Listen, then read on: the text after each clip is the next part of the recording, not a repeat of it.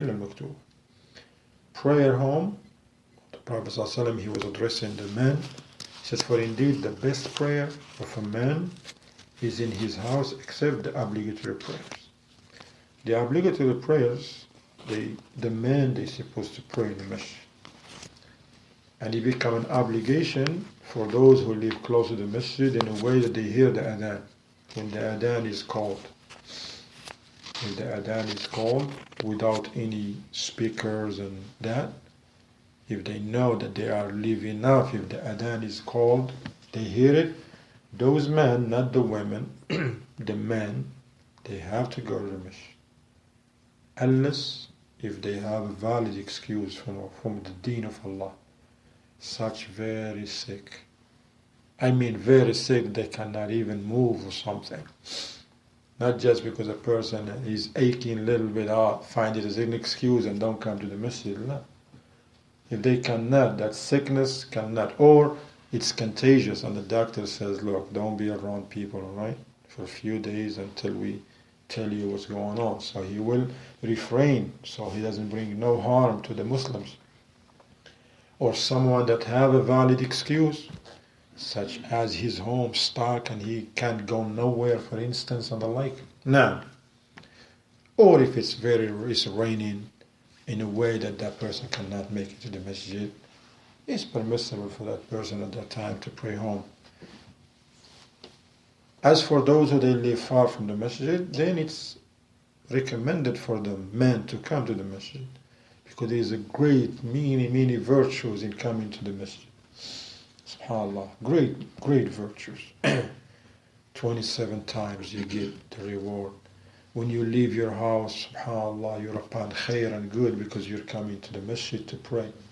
With every step, Allah raise you levels and give you good deeds and wipe for you a bad one. And when you come here, you meet people, you shake their hands, you smile in their faces, you talk to them, they talk to you. It may be janazah that you're going to pray. They're not going to stop by your house because you didn't come here to pray in a janazah. They're not going to do that. And many other things. Alhamdulillah. Many other things. You come to the masjid and you hear someone didn't show up. And then you're like, subhanAllah, the brother, I didn't see him for 2 salats. And then somebody said, oh yeah, he's sick. So let's go and visit him. Because if you stay home, you don't know that. From amongst many virtues of praying in the masjid. هذه الأحاديث وغيرها تدل على مشروعية ماذا؟ إحياء بيوت المسلمين وتنويرها بذكر الله من التهليل والتسبيح والتكبير. These narrations and the like of them, these texts and the like of them, they all prove that it is legislated for us to revive our homes, to revive them, and to put light in them, not just by paying the bills.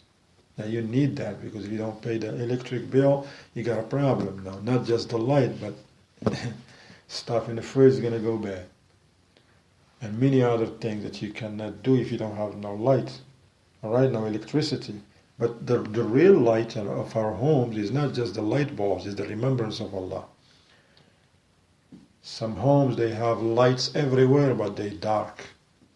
No remembrance of Allah, just haram, music, movies, mixing this, that, dogs, many things, haram, pictures everywhere and stuff. But the real light is the light of the remembrance of Allah. Tahleel, meaning saying La ilaha illallah, tasbih, saying Subhanallah, takbir, saying Allahu Akbar. إحياؤها بالإكثار من صلاة النافلة. نعم. How you revive these homes by praying the optional prayers that men, they pray the optional prayers in these homes. وإذا خلت البيوت من الصلاة والذكر صارت قبورا موحشة وأطلارا خربة ولو كانت قصورا مشيدة. الله أكبر. Any homes that are free from the remembrance of Allah, from obedience of Allah, from salat, they turn to be a deserted graveyards, ruined, like ruined places, gloomy places. Even they may be mansions. See those big mansions you go through and like, subhanAllah, that's a nice house. That's not. If there is no remembrance of Allah in it, that's nothing nice about that. It's a gloomy place. Can you move? Can you leave your apartment? MashaAllah, nice. You pray in it, one bedroom apartment, and leave it and go live in the graveyard? Nobody will make that decision.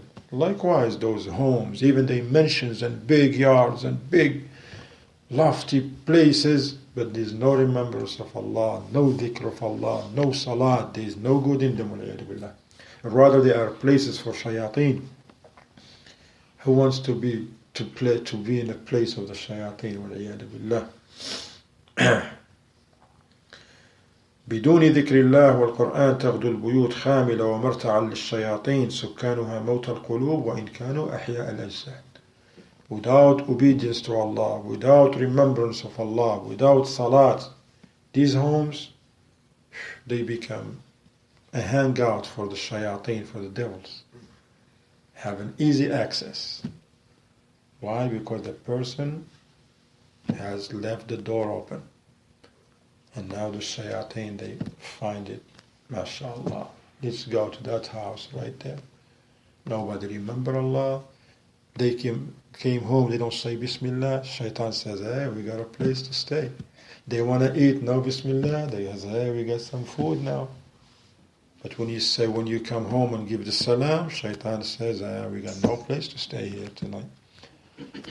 You give salam on the food, they says, we got no food here. And they're going to go and find something else. These homes where there is no remembrance of Allah, they become places where the shayateen hang out. Those who live in houses like this, they are dead when you come to their hearts. Even though they be strong, mashallah, when you look at their bodies, mashallah, muscles and big, strong, but dead hearts, because the hearts are strong, are alive with the remembrance of Allah, with obedience to Allah subhanahu wa ta'ala. من سمات البيت المسلم تعاون أفراده على الطاعة والعبادة. الله أكبر. Likewise, from the things that highlight and characterize a true Muslim home, that you find everyone, all of the people that live in that household, they cooperate amongst each others, and they help and assist one another. They can stay upon obedience to Allah. They make it their goal, their main priority. The husband, he's like, look, my wife and my children, I gotta do what I can so they can stay on the path of Allah. The wife, she does the same thing. I gotta do whatever. This is my priority. That my husband, and he is the father of my children, should be obedient to Allah, the righteous, pious servant of Allah. Because if he is like that, he's going to benefit himself and everybody else around him. نعم هكذا. They cooperate amongst themselves. They advise one another with ibadah. فضعف إيمان الزوج تقويه الزوجة. نعم هكذا. The wife, she keep an eye on her husband. If she see that he's getting weak in iman, she get on his case, like we say. She don't say like some woman, I don't care, that's his life. Let him do whatever he want to do because I want to get myself in trouble. You know, some man, you try to talk to him, pray or do this, he's going to get miffed and offended and I have to pay the price. You want to pay the price now or tomorrow when you stand in front of Allah? When? No, you talk to him. And the man too, don't be like that. You should prepare yourself and say, look, if my wife comes and talk to me about anything that is good for me, I'm going to step on my ego and I'm going to take it.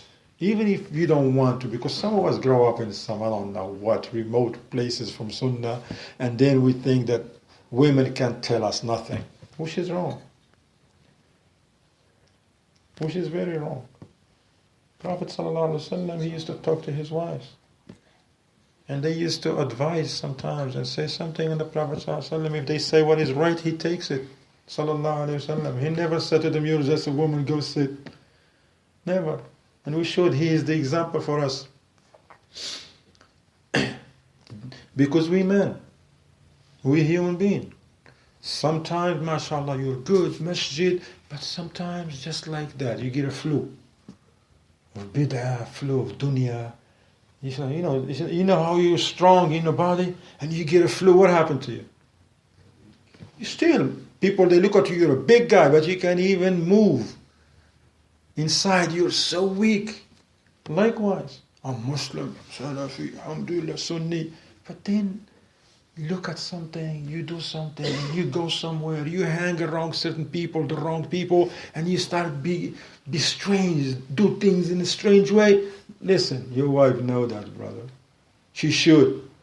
In here in the masjid, yes, we may not know because we all come, assalamu alaikum, hayyak Allah. Because we spent only a few times with each other, it's very wrong.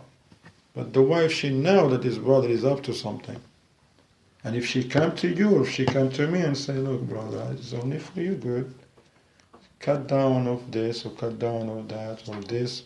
Lately, you're coming late. It's not like you're on overtime or something, brother, you know. You're coming late, man. That's not overtime. I don't know. You're changing.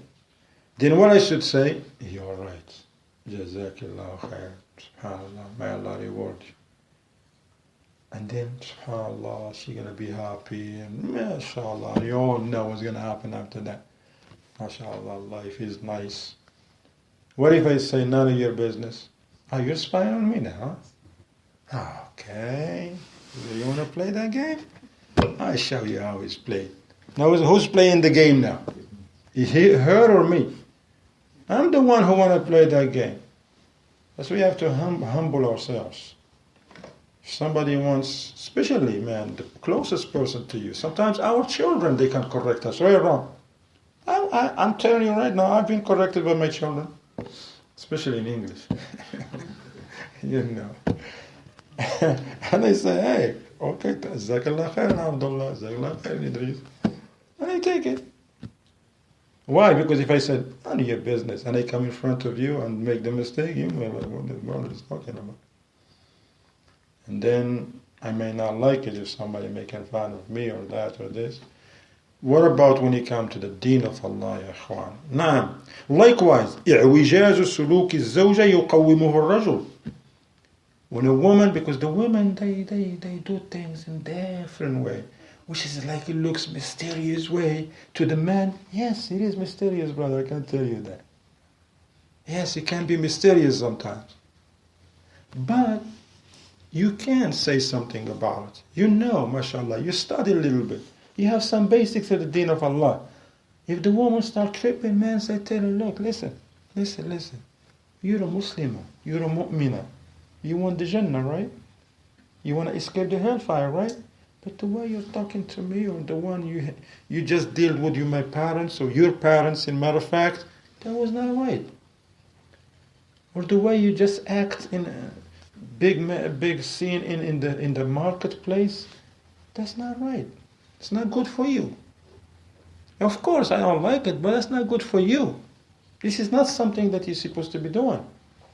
And she should say, Jazakallah khair. That's why I'm married to you. Barakallahu feek. Now, sometimes I just do things, man. Alhamdulillah, you're here to correct me. We're going to stop here, inshallah ta'ala. We're going to continue next week. Next weekend, we're still with you, alhamdulillah. This was like stretch weekends, alhamdulillah. Next weekend, we're going to continue on the same topic, inshallah ta'ala. May Allah subhanahu wa ta'ala preserve us and protect us all. May Allah protect our families. May Allah make us, we the men, better. May Allah subhanahu wa ta'ala makes our wives and our daughters and children and boys and girls perfect and righteous. Not perfect, righteous and pious upon the deen of Allah subhanahu wa ta'ala. May Allah subhanahu wa ta'ala preserve us and protect us from the trials and tribulations. Jazakumullah khairan wa sallallahu wa sallam ala Muhammad wa ala alihi sahbihi wa sallam taslima kathira.